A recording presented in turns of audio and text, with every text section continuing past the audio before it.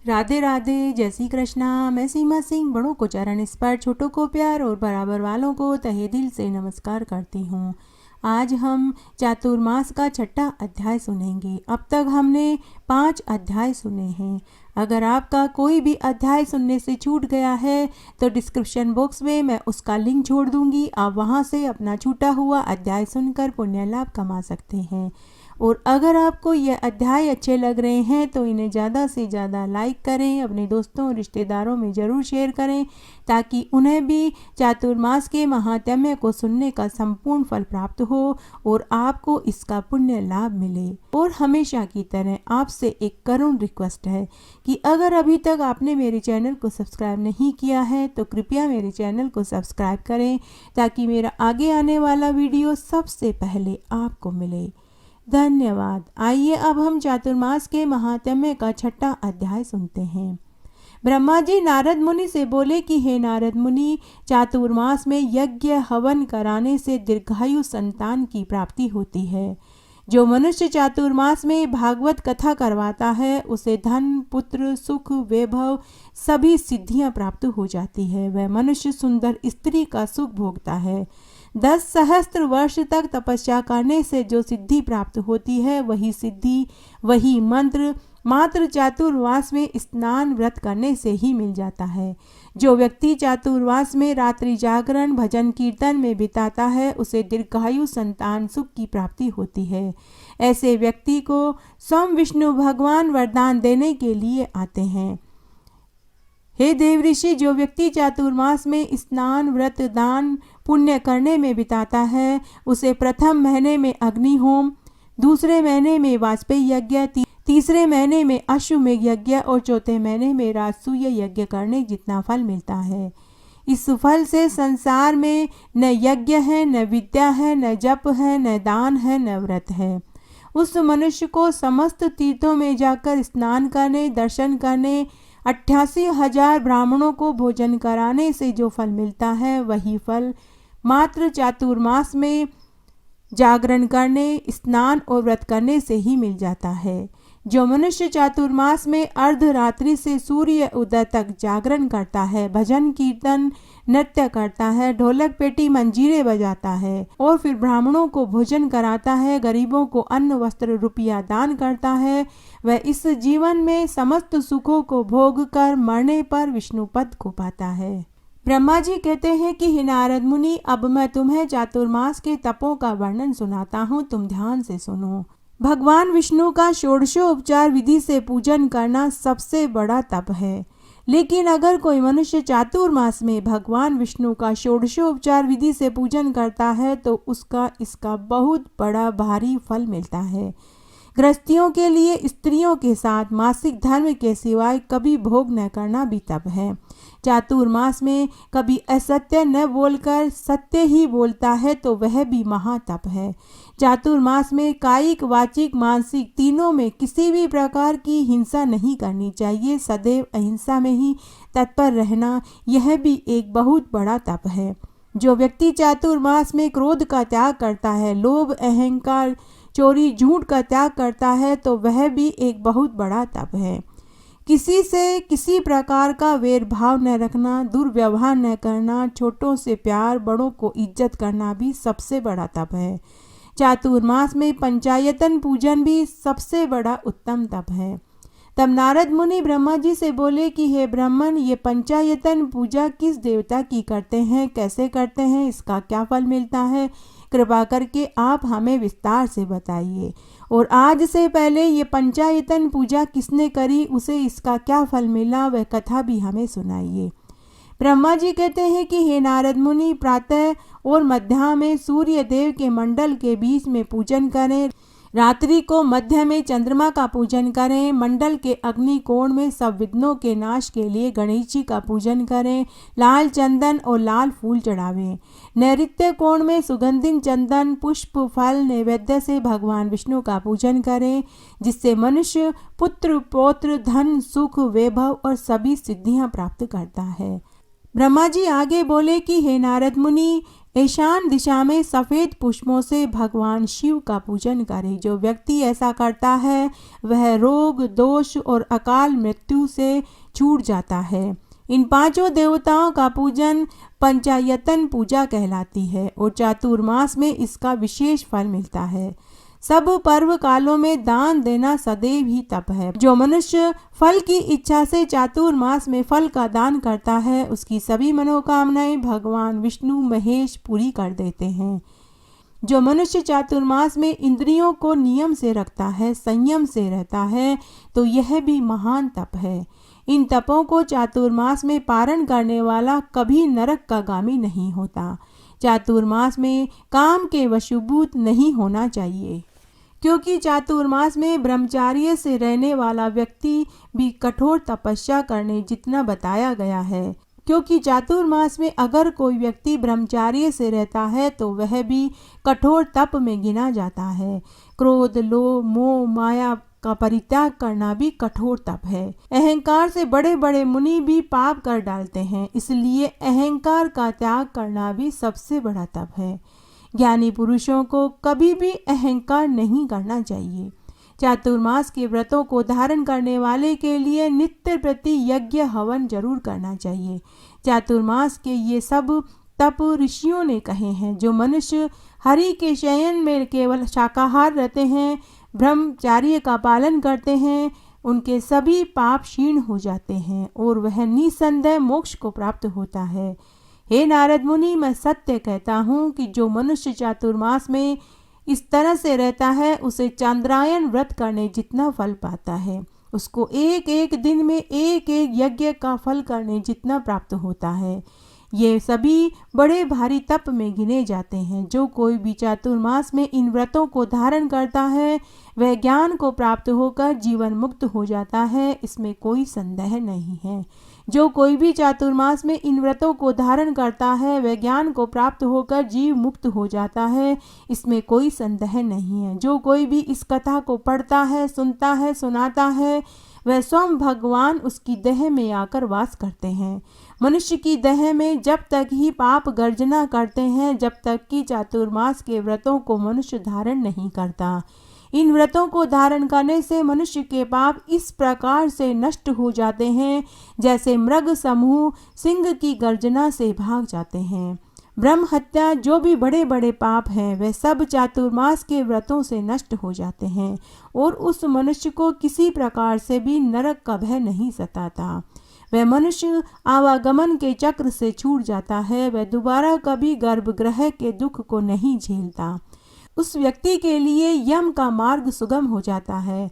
उसे लेने के लिए यमदूत नहीं बल्कि स्वयं विष्णुदूत पुष्पक विमान लेकर आते हैं और वह मनुष्य पुष्पक विमान में बैठकर विष्णु लोक में सुख पाता है। जो कोई भी इस कथा को श्रद्धा से पढ़ता है, सुनता है, सुनाता है, उसके भी सभी दुख नष्ट हो जाते हैं। उसके समस्त जीवन भर के पाप क्षीण हो जाते हैं और वह भगवान विष्णु के सायुज्य लोक को प्राप्त करता है और अंत में उसे मोक्ष प्राप्त होता है।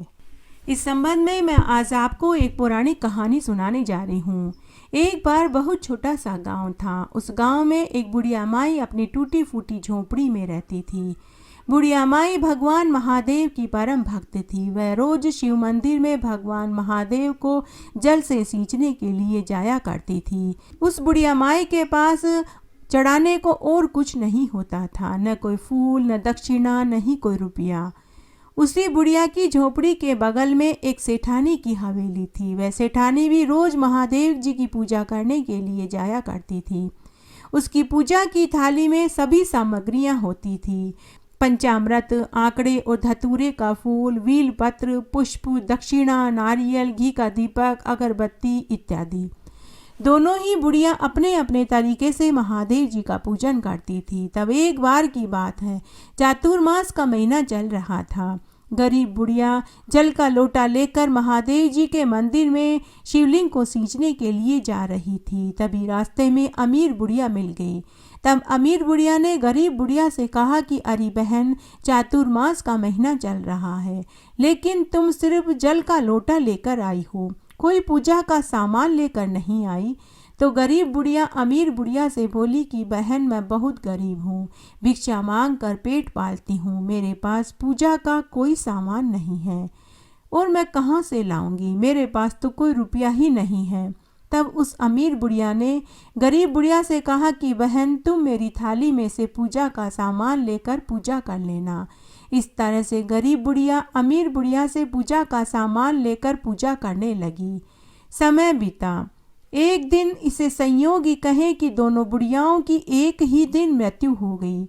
जब उन्हें लेने के लिए यमदूत आए तब उसी क्षण शिवदूत भी पुष्पक विमान लेकर आए और शिवदूतों ने यमदूतों से कहा कि हे यमदूतों, ये दोनों बुढ़ियाएं तो कैलाश पर जाकर सुख भोगेगी, इन्हें लेने के लिए हमें महादेव जी ने भेजा है।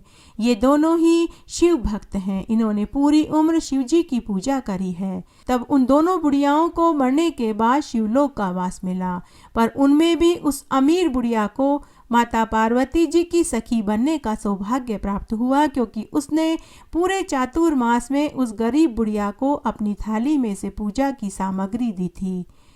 इस तरह अगर आपको भी कभी कोई ऐसी बुढ़िया या आपको भी कोई ऐसा भक्त मिले जिसके पास पूजा की कोई सामग्री न हो, तो कृपया आप भी उसे पूजा की सामग्री देके शिवलोक का वास जरूर पाएं और माता लक्ष्मी की सखी बनने का सौभाग्य जरूर पाएं।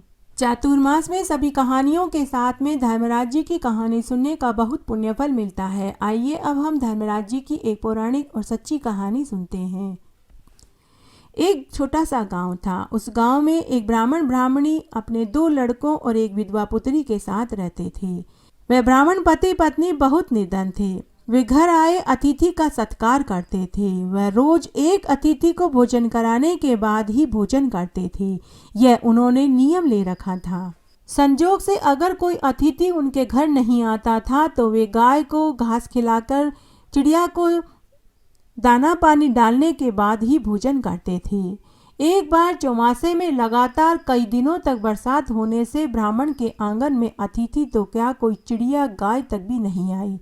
ब्राह्मण अपने नियम का पक्का था, इसलिए उन्हें कई दिनों तक उपवास करना पड़ा। ब्राह्मण की यह कठिन परीक्षा थी, वह भूखों मरने लगा। तब भगवान विष्णु को उसके ऊपर दया आ गई। भगवान ने हंस और हंसनी का रूप धारण किया और ब्राह्मण के आंगन में दाना चुगने के लिए आए। स्वयं भगवान विष्णु और लक्ष्मी ने ब्राह्मण का नियम रखने हेतु आए थे। ब्राह्मण परिवार ने जब ये देखा तो वे बहुत प्रसन्न हुए और ब्राह्मण घर में से दाने लाकर आंगन में डाल दिया। लेकिन यह क्या, हंस और हंसनी ने एक भी दाना नहीं खाया। तभी ब्राह्मण दुखी हुआ।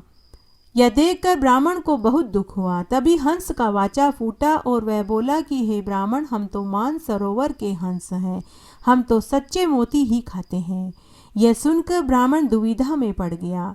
उसके घर में तो खाने के फाके होते हैं, वह सच्चे मोती कहाँ से लाए। लेकिन ब्राह्मणी बड़ी ही चतुर थी, उसने हिम्मत नहीं हारी। वह गांव के झवेरी के पास गई और उसके वहां से 1.25 सेर मोती उधार मांग कर लाई और आंगन में बखेर दिए।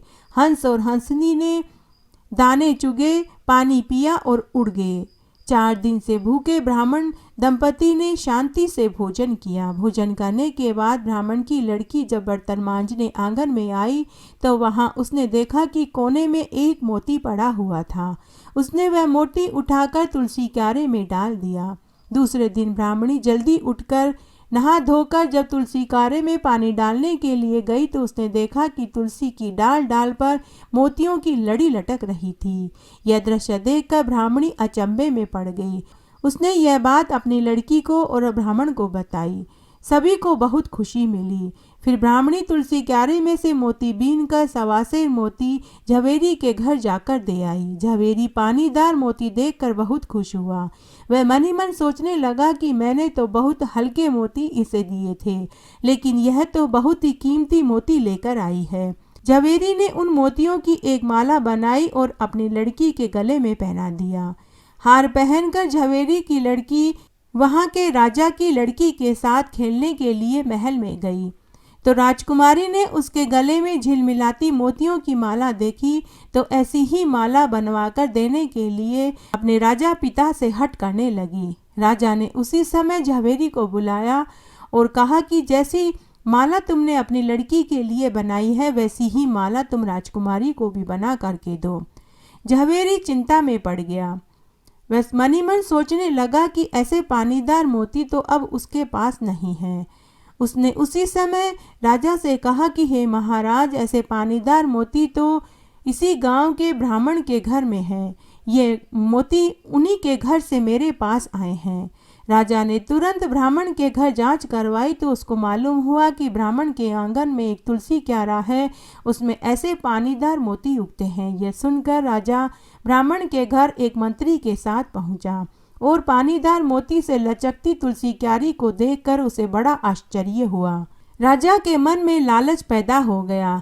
वह सत्ता के जोर से पूरे तुलसी क्यारी को उठाकर ले जाने के लिए तैयार हो गया, लेकिन यह क्या, उसके तो तुलसी क्यारे से हाथ चिपक गए।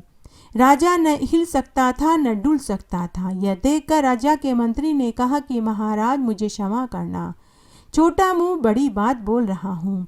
यह तो ब्राह्मण के आंगन का तुलसी क्यारा है, जो उनके तप के प्रताप से और सत्य के प्रताप से इनके यहाँ पानीदार मोती पकते हैं, इसलिए आपको यह लालच नहीं करना चाहिए था। जो अगर आपको हाथ छुड़ाना है तो आप ब्राह्मण से क्षमा मांगे, तभी आपको मुक्ति मिलेगी। यह देखकर राजा ने ब्राह्मण से क्षमा मांगी। उसी समय राजा के तुलसी क्यारे से हाथ छूट गए। तब राजा ने ब्राह्मण को बहुत सा धन दिया और वापस महल में आ गया। इस तरह समय बीतने लगा। ब्राह्मण ने बचपन में ही अपने दोनों पुत्रों को काशी पढ़ने के लिए भेज दिया था। समय पूरा हुआ तो वे भी घर आ गए। ब्राह्मण और ब्राह्मणी वृद्ध हो चुके थे, इसलिए उन्होंने अपनी माल मिल्कियत दोनों भाइयों में बराबर बांट दी और तीसरा भाग अपनी बेटी को देने का बेटों को निर्देश दिया। समय पूरा होने पर ब्राह्मण ब्राह्मणी की मृत्यु हो गई। दोनों भाइयों ने अपने माता पिता के जीवित रहते ही बहन को अच्छे से रखा, लेकिन दोनों की मृत्यु होने पर दोनों भाइयों की शादी होने के बाद दोनों भाई बदल गए और बहन को तीसरा भाग देना भी बंद कर दिया। माता पिता ने अतिथि को जिमाने के बाद भोजन करने का जो नियम लिया था वे भाई भूल गए, परंतु बहन ने यह नियम कायम रखा। उसके आंगन से कोई भूखा नहीं जाता था। वह बड़ी ही धर्मनिष्ठ थी। वह हमेशा गरीबों को मदद करती थी, दान पुण्य करती थी। उसने गोदान भी किया। समय के अनुसार बहन बीमार पड़ गई और एक दिन मृत्यु को प्राप्त हो गई। बहन की मृत्यु का समाचार सुनकर दोनों भाई वहां आ गए और मृतदेह को शमशान में ले जाने लगे। बहन बहुत ही पवित्र और शुद्ध आत्मा वाली थी, इसलिए उसके द्वारा दिया गया गाय का दान उसको क्षण मात्र में वैतरणी नदी पार करके ले गया। उसके द्वारा किए गए जूते दान से उसे यम मार्ग में जरा भी गर्मी सहन नहीं करनी पड़ी। उसके द्वारा किए गए वस्त्र दान से उसे गर्म सरियों का कपड़ा लिपटा हुआ मिला। वह स्पर्श करते ही पार कर गई। अन्न दान करने से उसको भूख का दुख नहीं उठाना पड़ा। उसकी आत्मा सारे विघ्न पार करके धर्मराज जी की चौखट पर पहुंच गई। धर्मराज जी ने उसका हिसाब किताब चित्रगुप्त जी से पूछा। तब चित्रगुप्त जी ने उसका पूरा हिसाब किताब धर्मराज जी को सुनाया। तब धर्मराज जी बोले कि बहन, तूने खूब दान पुण्य किए, ये तेरा संचित है, लेकिन तूने मेरा व्रत नहीं किया, इसलिए तुझे मृत्यु लोक में फिर भेज रहा हूँ। तू मेरा व्रत पूरा करके आना। बहन सोच में पड़ गई और बोली कि हे धर्मराज जी, आपका व्रत किस विधि से करते हैं, कृपा करके मुझे समझाइए। धर्मराज जी बोले कि मेरा यह व्रत मकर संक्रांति के दिन से शुरू होकर 6 महीने तक पूरा होता है। कोई यह व्रत 1.25 महीने करता है, कोई 15 दिन करता है, कोई साल भर करता है। व्रत के समय प्रतिदिन घी का दिया जलाकर हाथ में चावल रखकर कथा कहानी सुनते हैं। फिर अंत में व्रत का उद्यापन किया जाता है। उद्यापन में बांस के एक टोकरा लेते हैं, जिसमें 1.25 सेर ज्वार, 1.25 सेर मोती, 1.25 सेर वजन की चांदी की नाव, सिड्डी, कपड़े का टुकड़ा, ब्राह्मण ब्राह्मणी के 5-5 कपड़े, सोने और चांदी की मेरी मूर्ति और ब्राह्मण को देने की दक्षिणा, ये सभी रखते हैं। और अगर ये सब रखने की सामर्थ्य नहीं है तो अपनी सामर्थ्य अनुसार दान करें। फिर नैवेद्य से 1.25 सेर आटे की सुखड़ी बनाकर उसके बराबर के 4 भाग करें।